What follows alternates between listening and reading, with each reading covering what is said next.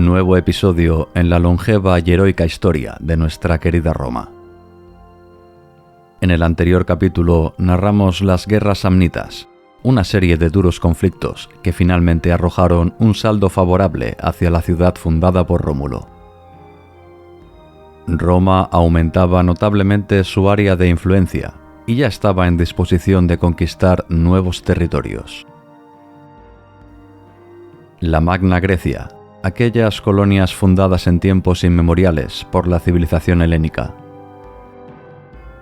Estas son las llamadas guerras pírricas, una serie de batallas y conflictos que marcarán el devenir de la República Romana. Lo cierto es que tanta guerra seguida había empobrecido significativamente a los plebeyos, el pueblo raso romano.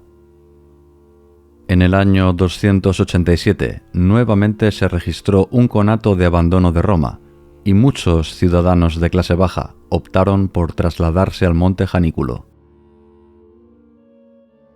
Ante la nueva situación desesperada de la República, Quinto Hortensio fue elegido dictador, y bajo su mandato se promulgó la Ley Hortensia, una norma por la cual se otorgaba igualdad de categoría tanto a las leyes que creaba el Senado, como a las que surgían a propuesta de los tribunos de la plebe. Esta nueva situación legislativa propició el ascenso social de ricos plebeyos, abriendo una nueva fisura en la barrera de cristal que históricamente había existido entre los patricios y los plebeyos. En lo militar, como hemos comentado antes, Roma, una vez sometidos los samnitas, deseaba seguir expandiéndose hacia el sur, lugar donde desde hacía siglos se habían asentado un puñado de colonos griegos. Turios fue una ciudad fundada por ilustres figuras como Heródoto, Hipódamo de Mileto o Protágoras de Abdera en el año 444, bajo el consentimiento de Pericles, el hombre del siglo V. Esta próspera colonia ateniense andaba en conflictos desde hacía décadas con los lucanos, un pueblo autóctono de la península itálica.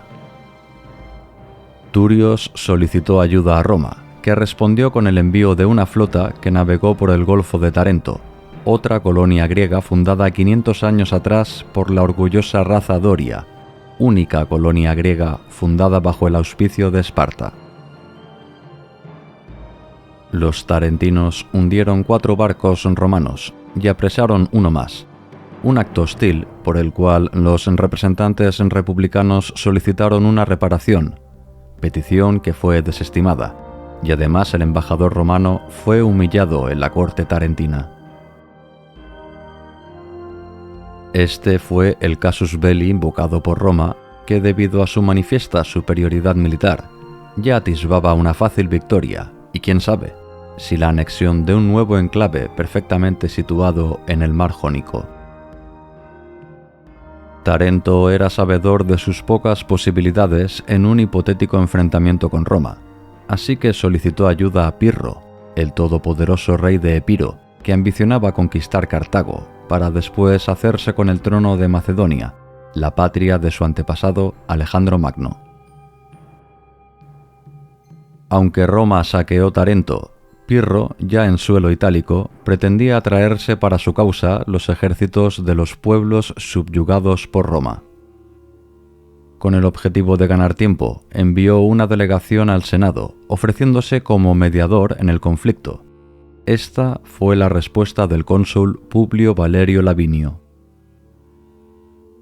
En cuanto a nosotros, acostumbramos castigar a nuestros enemigos, no con palabras, sino con actos. No te convertiremos en juez en nuestros problemas con los tarentinos, samnitas o el resto de nuestros enemigos, y tampoco te aceptaremos como garante para el pago de cualquier indemnización, sino que decidiremos el resultado con nuestras propias armas, y fijaremos los castigos que nosotros deseemos. Ahora que estás avisado de ello, prepárate para ser no nuestro juez, sino nuestro rival. En el año 280 se produjo la definitiva batalla de Heraclea. 30.000 legionarios se enfrentaron a un ejército de 25.000 soldados provenientes de muchas colonias griegas comandadas por el rey Pirro, que trajo consigo 20 elefantes de guerra. Esta contienda supuso el primer enfrentamiento entre dos civilizaciones que a la postre serían primas hermanas, la milenaria y decadente Grecia contra el ambicioso nuevo poder de Roma. Las antiguas falanges contra las advenedizas legiones. Los inauditos elefantes de guerra fueron el factor clave de la batalla. Roma sufrió cuantiosas pérdidas y lo peor estaba por venir. Muchas ciudades aliadas se pasaron al bando del soberano de Epiro, que se plantó a 30 kilómetros de Roma con la intención de someter la orgullosa urbe.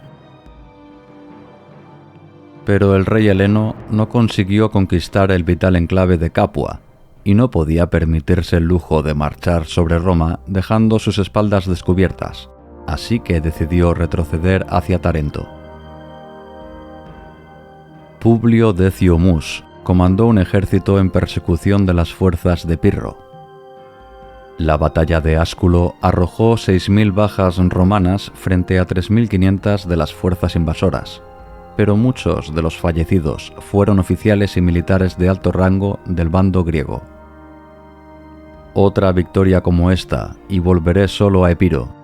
De aquí viene la popular expresión que ha llegado hasta nuestros días, una victoria pírrica.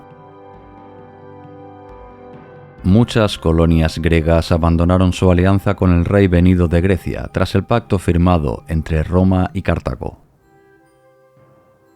Estas ciudades ahora se encontraban aprisionadas en una temible tenaza, con la amenaza constante de Roma desde el norte y Cartago desde el sur. Roma y Pirro, con unas fuerzas muy mermadas tras 3 años de intensa guerra, firmaron una tregua en el año 278. Las crónicas cuentan que el médico personal de Pirro, un tal Nicias, entabló contacto con el Senado, con el objetivo de envenenar al monarca heleno. Los romanos desestimaron tamaña vileza y le hicieron conocedor del engaño de su propio Galeno, un gesto que el rey de Epiro recompensó con la entrega sin coste alguno de todos los cautivos romanos. Pirro ambicionaba gobernar toda Sicilia. Los cartagineses también soñaban con ello, y asediaron Siracusa, cuyo gobierno mandó una llamada de auxilio al poderoso rey heleno, petición que fue aceptada y pronto consiguió expulsar a los púnicos de Siracusa. Cartago ofreció una alianza con Pirro, ayuda que fue desestimada por el monarca heleno. Pirro concatenó derrota tras derrota en los sucesivos años, hasta llegar al 275, cuando se produjo la decisiva batalla de Benevento. Pirro de Epiro realizó su última intentona de asentarse en suelo itálico, pero las legiones comandadas por Manio Curio Dentato aprendieron a enfrentarse con los ya no tan temibles elefantes de guerra. El resultado de la batalla fue casi igual en bajas, pero Pirro desistió en su intento y regresó a Grecia con el objetivo de conquistar Macedonia. Una nueva victoria pírrica. La Magna Grecia quedaba ya al alcance de la mano de Roma. Muchas ciudades se sometieron al poder de Roma a cambio de mantener una serie de privilegios. Tras la anexión de Tarento en el año 272, Roma adquiere el rango de gran potencia. Domina un extenso territorio que parte desde el estrecho de Mesina hasta la frontera con los galos en los Apeninos, a lo largo de los ríos Arno y Rubicón. Una vez consolidada la península itálica, Roma mira hacia el Mare Nostrum, un mar con infinidad de pueblos y ricos territorios por conquistar.